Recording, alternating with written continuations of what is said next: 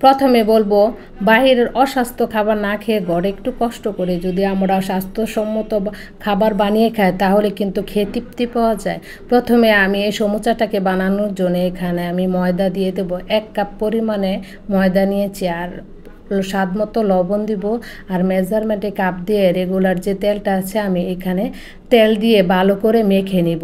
এই তেল আর লবণ কিভাবে একসাথে মাখা হয়ে গেছে কিভাবে বুঝবো, যখন মাখানোর পর হাত দিয়ে এরকম মুঠো করলে দেখবেন মুঠো হয়ে যাবে, তখনও বুঝবো যে না এই সব কিছু আমার একসাথে মেশানো হয়ে গেছে। এখন এর মধ্যে নর্মাল যে পানিটা আছে এর মধ্যে একটু একটু করে দিব। প্রথমে যদি একবারে দিতে যায় তাহলে কিন্তু ডোটা নরম হয়ে যেতে পারে, এর জন্য আমি একটু পরপর একটু একটু করে দিয়ে তারপরে সুন্দর করে একটা ডো বানিয়ে নেব।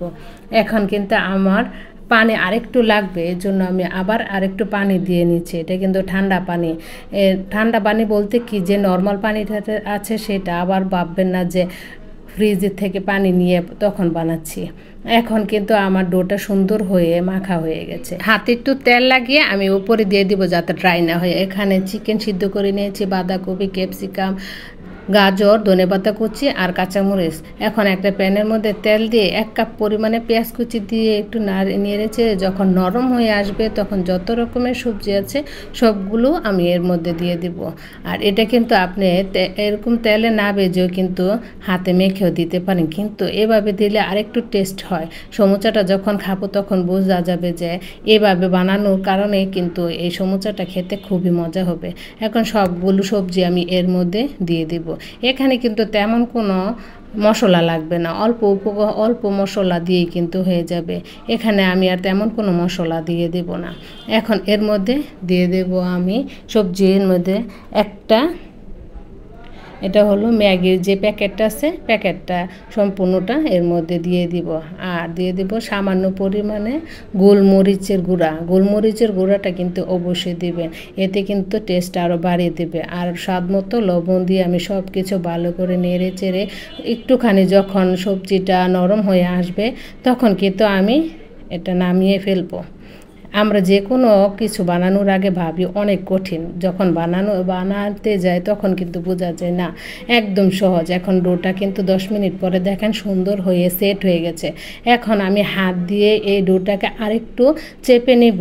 এতে কিন্তু ডোটা যত বেশি আপনি ডোটা হাত দিয়ে আপনি এরকম হাত দিয়ে মেখে নেবেন তাহলে কিন্তু ডোটা আরও বেশি সুন্দর হয়। এখন ছোট ছোট করে লেচি কেটে নিব। এত বড় বড় করে লেচি কাটবে না, ছোট করে লেচি কেটে নেবেন। এখন এর মধ্যে সোয়াবিন তেল দিয়ে নিয়েছি আর 1 চামচ পরিমাণে ময়দা দিয়ে একটা পেস্ট বানাবো। পেস্টটা পরে দেখতে পাবেন যে আমি এটা কি করব।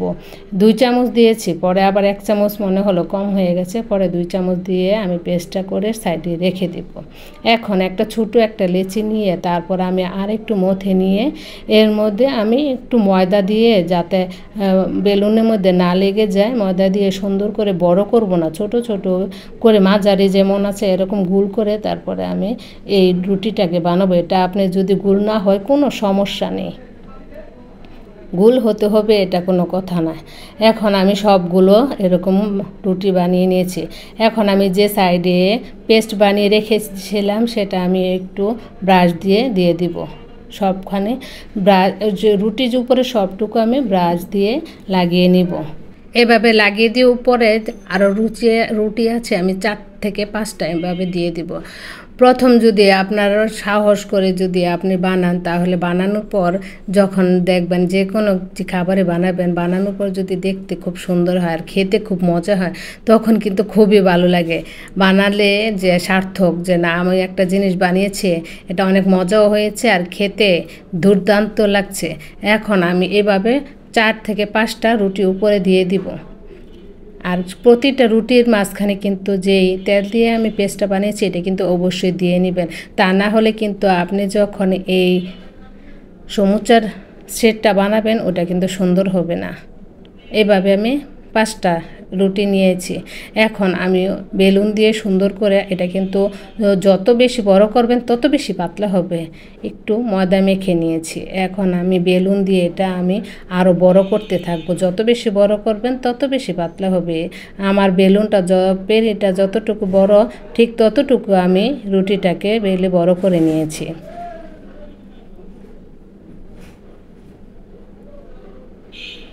এখন আমার রুটিটা বেলুন দিয়ে রুটি বানানো হয়ে গেছে। এখন একটা প্যানের মধ্যে হালকা গরম করবে, বেশি গরম করবেন না, হালকা করে গরমের মধ্যে উল্টে পাল্টে একটু রুটিটাকে সেঁকে নেবেন। এতে কিন্তু সুন্দর হয়ে আপনার রুটিটা উঠে আসবে। বেশি কিছু কিন্তু ছাকতে যাবেন না, তাহলে কিন্তু এটা পুড়ে যাবে। একটুখানি হালকা আছে এপাশ ওপাশ ছেঁকে নেওয়ার পরে কত সুন্দর করে দেখেন টান দিলে সুন্দর হয়ে উঠে আসে। কত সুন্দর হয়েছে শীটগুলো, একদম হাতে দিলে হাত দেখা যায়। এইভাবেই কিন্তু আমরা যে ফ্রোজেন যে সমুচার যে শীটটা কিনে ওরা কিন্তু এভাবে বানিয়ে থাকে। আপনিও কিন্তু পারবেন এভাবে বানিয়ে ফ্রোজেন করে রেখে দিয়ে যে কোনো সময় আপনি সমুচা বানাতে। এইভাবে আমি সবগুলো আলাদা করে নিয়েছি। এখন এই শীটটাকে আমি চারকোনা করে কেটে নিব, সাইডেরগুলো কিন্তু ফেলে দিব না। এই সাইডেরগুলো আপনি ভেজে খেয়ে নিতে পারবেন, আবার এটা দিয়ে নাচোসও বানানো যাবে। আমি এই সাইডের অংশ আমি ভেজে তারপরে নাচোস বানাবো। এখন আমার কিন্তু সাইডেরটা কাটা হয়ে গেছে, মাছ বরাবর আমি সোজা করে কেটে নিব। এইভাবেই আমার 1 কাপ ময়দা দিয়ে অনেকগুলো আমার সমুচা হয়েছে।